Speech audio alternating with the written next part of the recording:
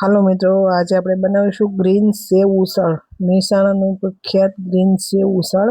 પણ આપણે એમાં ટીપ્સ આપ્યો છે કે આપણે ગ્રીન બનાવ્યું છે, અહીંયા રેડ મળે છે એટલે ગ્રીન બનાવ્યું છે. આપણે આમાં છે ને હવે બનાવવાનું શરૂઆત કરીશું. જોઈ શકો છો તમે, મેં પાલકની ભાજી લઈ લીધી છે.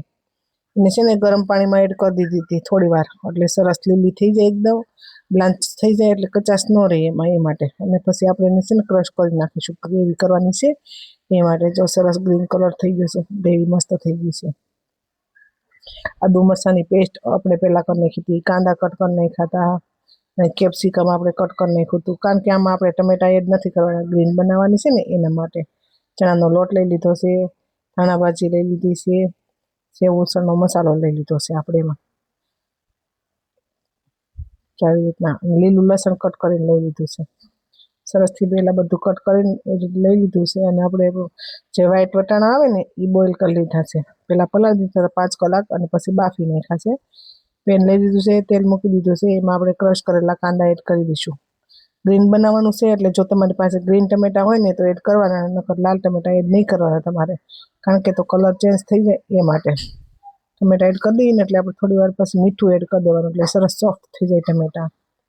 જો મીઠું એડ કરી દીધું છે આપણે એમાં, એટલે સરસ છે ને સોફ્ટ થઈ જાય એ માટે. હવે આદુ મરચાં લસણની પેસ્ટ લઈ લઈશું. આદુ મરચાં લસણની પેસ્ટ નાખીને ત્યાં જ સરસ લીલો કલર, ગ્રીન કલર આવી જાય. કેપ્સિકમ એડ કરી દઈશું આપણે એમાં, એટલે શું સોફ્ટ થઈ જાય ને, સરસથી સોફ્ટ થઈ જાય. જો તમે ગ્રીન સેવ ઉસળ ન બનાવ્યું હોય તો આ રેસીપી તમને સારી લાગે તો એક વખત ચોક્કસથી બનાવજો. સારી લાગે તો લાઇક, શેર અને સબસ્ક્રાઈબ કરવાનું ભૂલતા નહીં. જો થોડો ચણાનો લોટ એડ કરી નાખવાનો. ચણાનો લોટ એડ કરીને એટલે જે એની ગ્રેવી છે ને એકદમ છે ને આમ મસ્ત છે ને ઘટ બને, એકદમ રસો પાણી જેવો ન થાય એના માટે. અને આપણે છે ને ઘણા લોકો કેવું કરે, પાણીમાં ઘોળીને અને ચણાનો લોટ એડ કરે, પણ આપણે તેલમાં જ એડ કરી દેવાનો, એટલે સરસ કચાશ ન રહે અને સરસ થઈ જાય, શેકાઈ જાય ને ચણાનો લોટ. એ માટે પાલકની ગ્રેવી એડ કરી દીધી છે. જેમ આપણે જાર હતું ને બ્લેન્ડર જાર, એ પણ ધોઈ નાખ્યું હતું, અને એ પણ પાણી એમાં એડ કરી દીધું હતું, એટલે સરસ થઈ જાય. ઉસળનો મસાલો એડ કરી દઈશું આપણે એમાં. ધાણા જીરું પાવડર એડ કરી દઈશું. તમારે જેટલો રસો જોઈએ એટલો રસો ઘટ રાખવાનો, એ રીતના તમારે પાણી એડ કરવાનું. સરસથી મિક્સ કરી દીધું છે ને ઢાંકી નાખશું. હવે આપણે છે ને થોડીક બોઇલ થઈ જાય ને પછી આપણે એમાં વટાણા નાખી દઈશું, વ્હાઈટ વટાણા. આવી રીતના થઈ જાય ને ઉકળી જાય એટલે મીઠું એડ કરી દઈશું.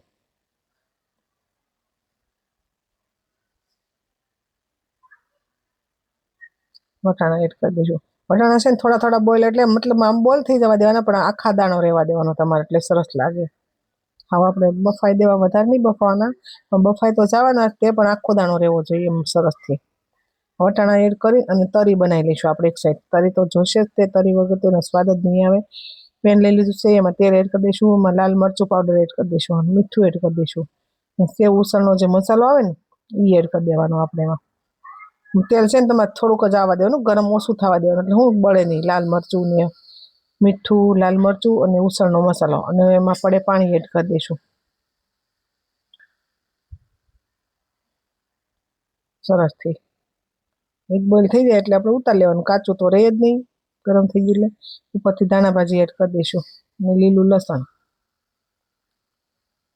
જો ધાણા ભાજી ઉસળ થઈ ગયું છે રેડી, જોતાં જ મોઢામાં પાણી આવે એવી થાળી બનીને રેડી થઈ ગઈ છે. તો તમને મારી રેસીપી સારી લાગી હોય તો લાઇક, શેર અને સબસ્ક્રાઈબ કરજો. તો આવી રીતના આપણે સર્વ કરી લીધી છે. જોઈ શકો છો તમે, લીલું લસણ ઉપર એડ કરી દીધું છે.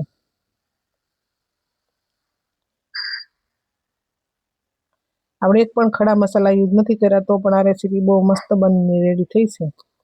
એક વખત તમે ગ્રીન સેવ ઉસળ ન બનાવ્યું હોય તો બનાવી જોજો. ઉપરથી ગાંઠિયા એડ કરી દીધા છે, ને સુક્કલ કાંદા પણ એડ કરી દીધા હતા ઉપરથી.